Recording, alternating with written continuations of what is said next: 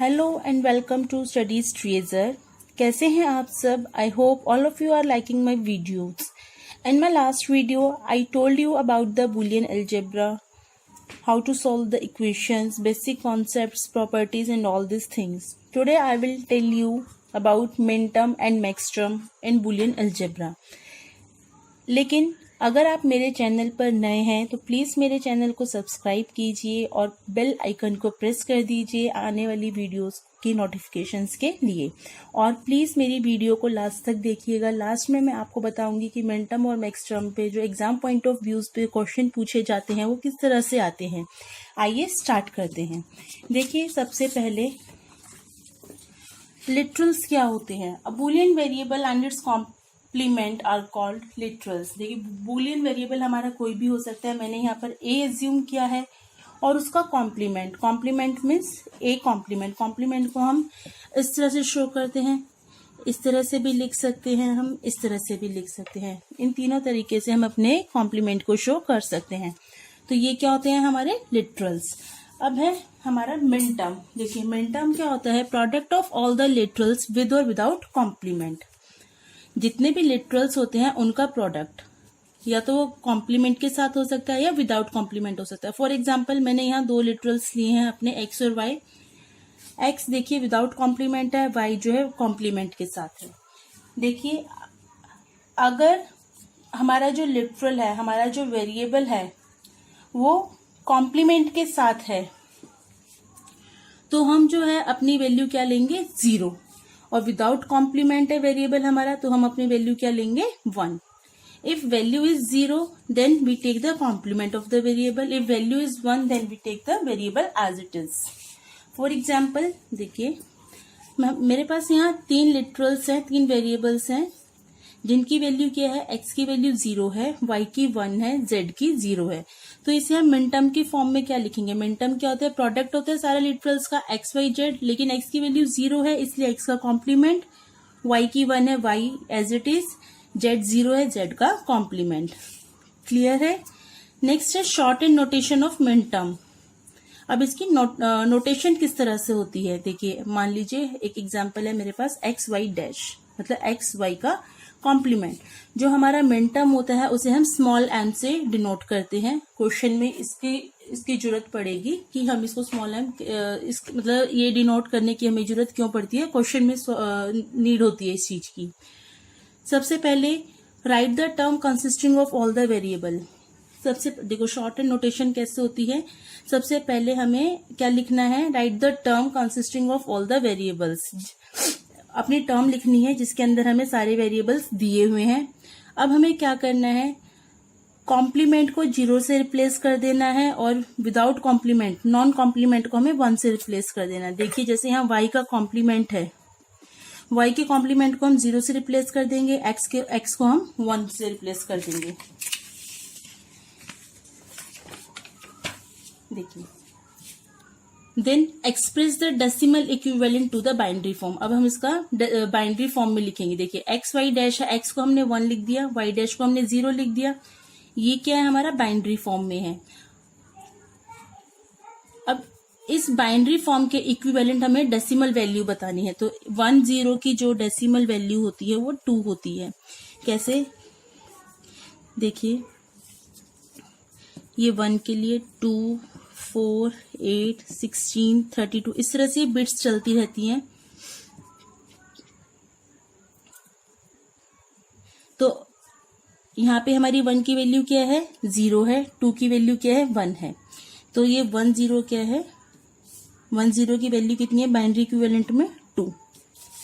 तो जो short and notation है एक्स वाई डैश की वो क्या हो जाएगी? M2। हमारा रिजल्ट कितना आया है? 2, तो M2 हो जाएगी। मैंने आपको बताया था मिन टर्म में मिन टर्म को हम स्मॉल m से डिनोट करते हैं।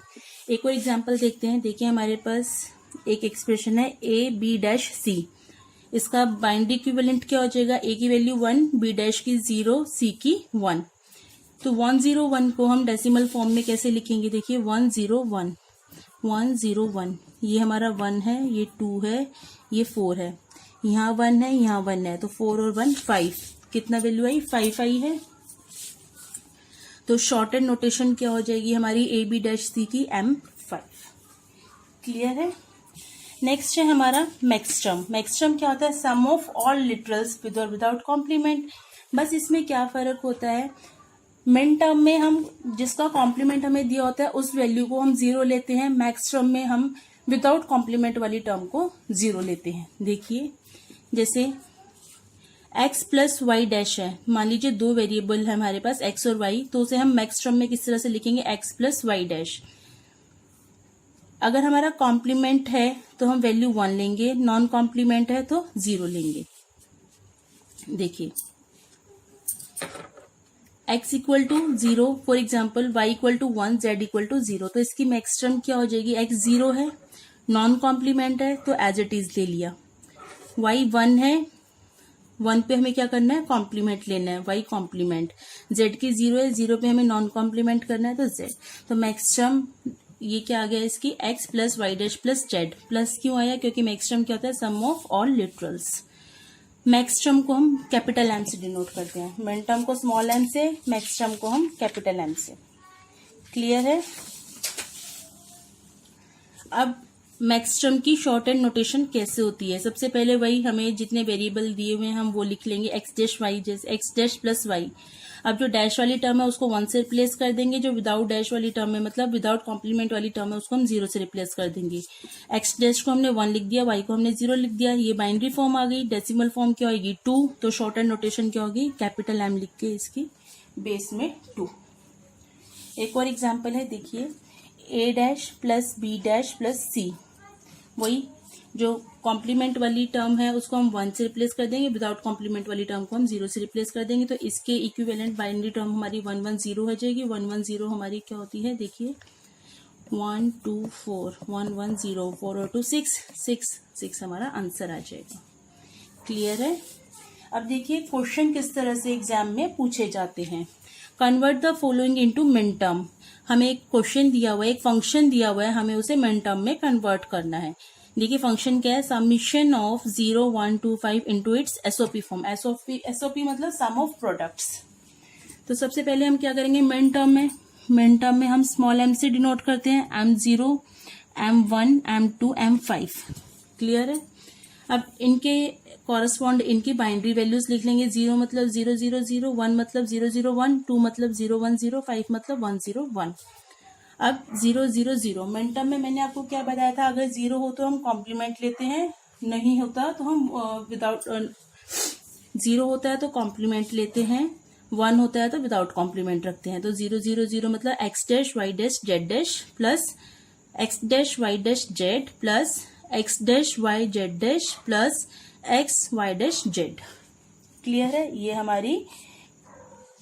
ये हमारा जो फंक्शन है वो मिन टर्म में कन्वर्ट हो गया है। नेक्स्ट है, हमें मैक्स टर्म में कन्वर्ट करना है अपने क्वेश्चन को। देखिए मिन टर्म में अगर क्वेश्चन दिया होता है, एक और इसका आइडेंटिफाई करने का, अगर मिन टर्म नहीं भी लिखा हो, आपको नहीं ध्यान रहे, तो इसको किस तरह से आप आइडेंटिफाई करेंगे कि इसे मिन टर्म में करना है या एसओपी फॉर्म में करना है। ये देखिए समीशन बना हुआ था, समीशन मतलब इन सब का सम। क्लियर है। अगर यहाँ पाई बना होता है, पाई मतलब इन सब की जो वैल्यूज दी हुई है इन सब की मल्टीप्लाई, इसको ये क्या होती है, पीयूएस फॉर्म होती है। पीयूएस मतलब product of sum. Maxterm में कैसे कन्वर्ट करेंगे, मैक्स टर्म को हम कैपिटल M से डिनोट करते हैं, तो हमारा फंक्शन क्या हो जाएगा, M0 M1 M2 M5। इनके रिगार्डिंग इनकी बाइनरी वैल्यूज लिख लेंगे।